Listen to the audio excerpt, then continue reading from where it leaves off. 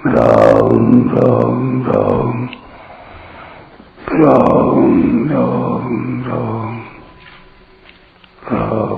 राम राम नारायण नारायण। संबंध।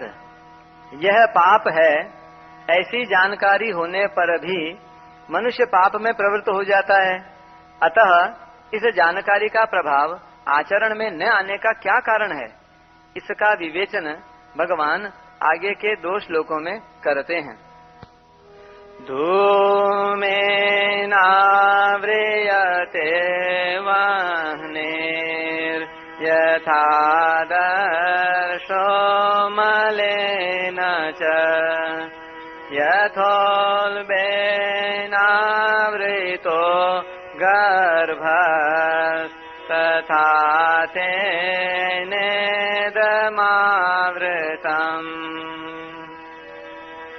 जैसे धुएं से अग्नि और मैल से दर्पण ढक जाता है, तथा जैसे जेर से गर्भ ढका रहता है, ऐसे ही उस काम के द्वारा यह ज्ञान यानी विवेक ढका हुआ है।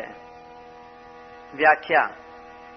धूमेनाव्रियते वह्निः, जैसे धुएं से अग्नि ढकी रहती है, ऐसे ही कामना से मनुष्य का विवेक ढका रहता है, अर्थात स्पष्ट प्रतीत नहीं होता। विवेक बुद्धि में प्रकट होता है। बुद्धि 3 प्रकार की होती है, सात्विकी, राजसी और तामसी।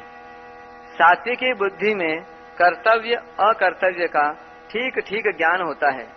राजसी बुद्धि में कर्तव्य अकर्तव्य का ठीक ठीक ज्ञान नहीं होता, और तामसी बुद्धि में सब वस्तुओं का विपरीत ज्ञान होता है। कामना उत्पन्न होने पर सात्विकी बुद्धि भी धुएं से अग्नि के समान ढकी जाती है।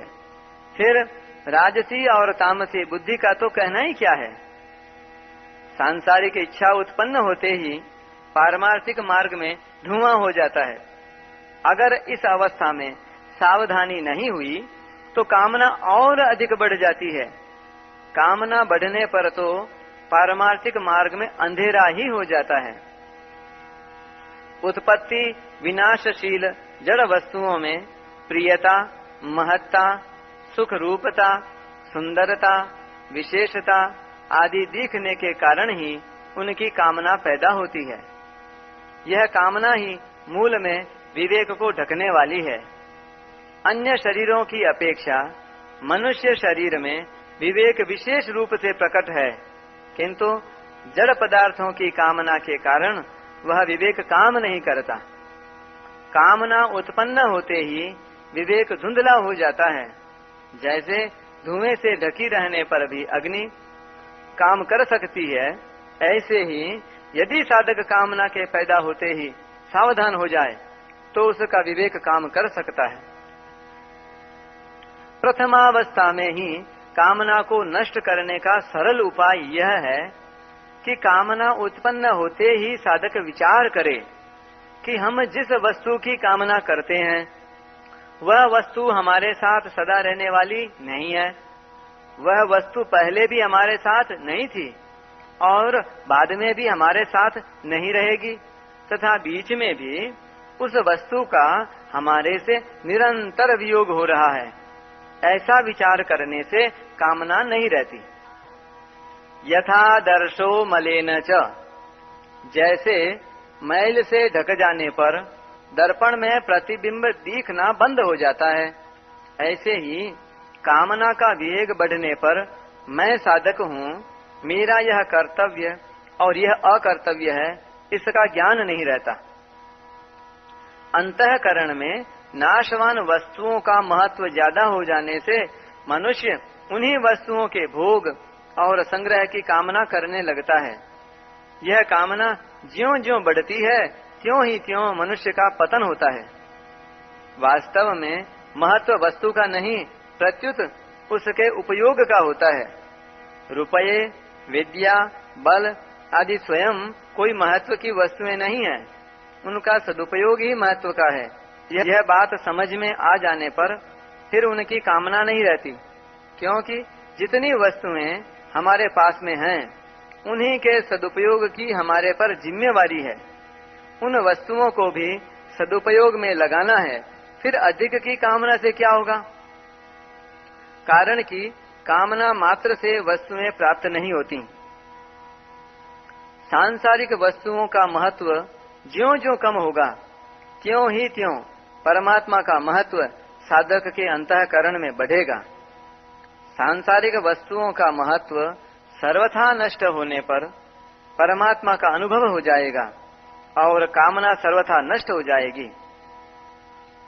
यथोल्बेनावृतो गर्भः, दर्पण पर मैल आने से उस समय अपना मुख तो नहीं दिखता, पर यह दर्पण है ऐसा ज्ञान तो रहता ही है।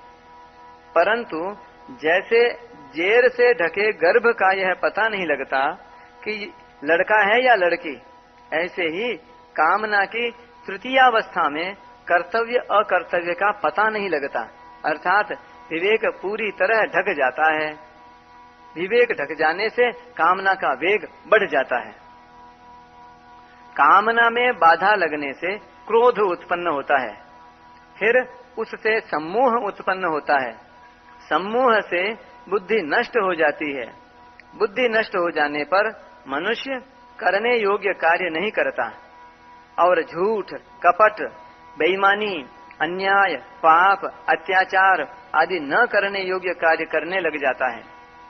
ऐसे लोगों को भगवान मनुष्य भी नहीं कहना चाहते। इसीलिए 16वें अध्याय में जहाँ ऐसे लोगों का वर्णन हुआ है, वहाँ भगवान ने 8वें से 18वें श्लोक तक मनुष्यवाचक कोई शब्द नहीं दिया। स्वर्गलोक की कामना वाले लोगों को भी भगवान ने कामात्मानः कहा है, क्योंकि ऐसे लोग कामना के ही स्वरूप होते हैं। कामना में ही तदाकार होने से उनका निश्चय होता है कि सांसारिक सुख से बढ़कर और कुछ है ही नहीं।